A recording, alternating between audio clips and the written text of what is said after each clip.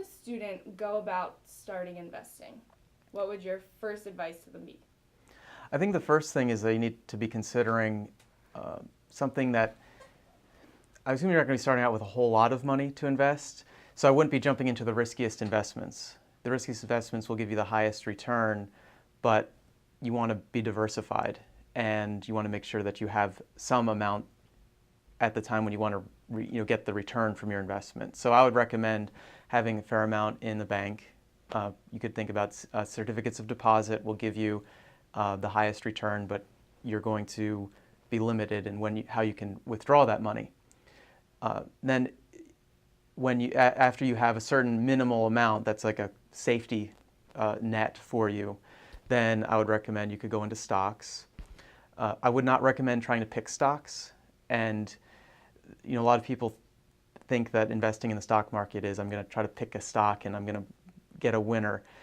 Lots of people are investing in the market. Lots of people invest in the stock market who have analyzed the stocks, and it's very unlikely that you're going to know more or figure out what the market hasn't figured out already about a stock. And you could be exposing yourself to a lot of risk by just putting all of your investment in just select stocks. So the best thing to do is to invest in a portfolio of stocks, have a diversification.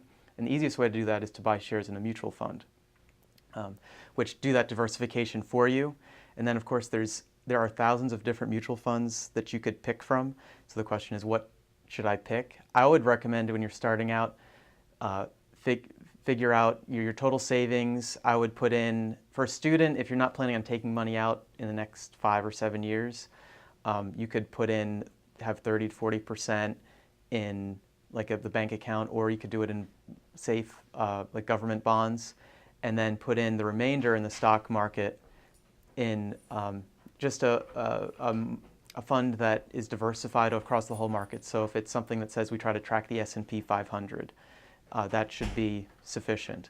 And one that isn't really trying to necessarily pick stocks too heavily itself either, because you're going to probably be paying more in fees for those. So I would just go for a low fee, just pretty standard, plain vanilla stock mutual fund is going to be the best for an investor as they're starting out. Now, if you start getting wealthier and you have more money to play with, then you become more knowledgeable, then you could start getting into maybe picking mutual funds and picking stocks.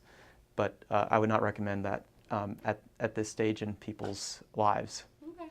And oh gosh, you answered a lot of questions in that. That was good. Okay. But as far as, okay, so you're saying starting out with mutual funds is a good bet. For students that don't know anything about investing and really this is the first time they'd ever heard of it, what exactly are the resources for them specifically to start? They sit down on a computer. What should they be looking at, and how can they even start investing? Because financial advisors really aren't going to look at you unless you have a nice chunk of change to start investing with. So how can students do it on their own? Well, I think that you could even still just look up a financial planner and say, I have $1,000. I mean, if that might seem like a lot, I mean, they're willing, even a smaller amount, $100, $200. I'm sure that there are plenty of advisors out there who will get you started because they know you're a student at American University. You're going to get your degree. You're going to get a job that will be paying well, and if they can get you now, then when you're making more money, they should. And if someone says, "Hey, you're small potatoes, I don't want to deal with your money," then say, "Okay, fine. When I'm making more money, you're not going to be the one I'm going to invest with." And then there are advisors that deal with smaller clients that you might find easier to work with, like T. Rowe Price. Not that I shouldn't plug a specific company, but that's one that tries to market themselves, I think, for smaller investors. You probably just look it up on the internet of a local financial planner and just say, I want to come into your office. I think that a lot of them are very willing to talk with you and talk about your goals and to show all the different funds that are available to you. My opinion, though, about financial advisors is that they try to make things more complicated, in my view, where it makes you feel like you have to pick across this menu of mutual funds, like 10 or 15 funds, and they say, okay, well, this fund's like a growth fund. This is growth and income fund. This is an income fund. This is a bond fund, balance fund, asset allocation. And so it brings to the question, well, how am I supposed to know how to do it? And they basically give you advice that isn't really standard, in my opinion, of what we actually teach in finance. So if you really want to cut through all that, take the investments class in the business school. But again, my recommendation is just say, I want just a standard growth fund that matches the market, and then maybe a safe bond fund to balance it out. And really, if at this age, people shouldn't be investing thinking that they're going to pull out their money in the next few years. I mean, this is for a very long term. So you might also want to look at some tax-deferred investments. So you can say, I want to set up like an IRA, which will allow you to make returns, and it's protected from taxation, but you can't pull it out until you retire.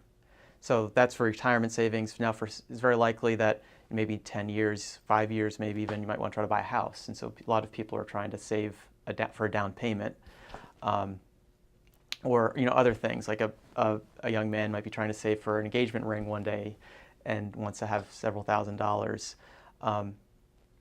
for that. So that we want to think that accordingly. Of course, you can't have it tax deferred then. You're going to want it so you can access it, and maybe not so much risk. If your goal is you want to pull out money in a few years, then maybe you're going to be more into treasury bonds and like high quality, like high grade corporate bonds. Maybe less percentage is going to be in the stock market. But it's always the stock market right now isn't doing so well. It's iffy, right? But that's a good time to buy. And you're supposed to be investing for the long term. So 20, 30 years, you'll be fine. Okay, that was actually my last question for you, saying, you're giving a lot of really good advice and really covering the good basics of it, but does any of that change with this economy? And I actually read an article in the Wall Street Journal the other day saying, maybe buying while it's low, buying during a recession isn't all like that it's cracked up to be. Just because from their definition, they're like, dips are relative. Yes. And if you're going to do long run anyway, is it going to make that much difference that you're buying now? So. Yeah, I think no matter what, if it's time for you to start saving, you just invest. I wouldn't be thinking about trying to time anything, and the same thing goes for when you need the money. You're going to come to some point where you say, I found the house I want to buy, and I need the money for the down payment. You can't really look at the market and say, well, I think that the value's too low right now, and I don't want to cash out. Well, if it's time for you to buy your house, you just cash out because you stuck to your strategy of I've been investing long term, and over this period of time, you still should have made some kind of return. And if it didn't work out, you can't force it to be profitable, where you're going to say, okay, I'm just going to wait for it to come back up. In the meantime, you're foregoing having a house to live in. And the house itself is another investment. You don't know, so you don't really know if something is too low or too high. You might have an intuition, but if you are, wherever you are in your stage of life, you have to buy or sell. And if you've made your decisions wisely, where you've been investing in the long term, you're really not going to be hurt over the course of your whole life.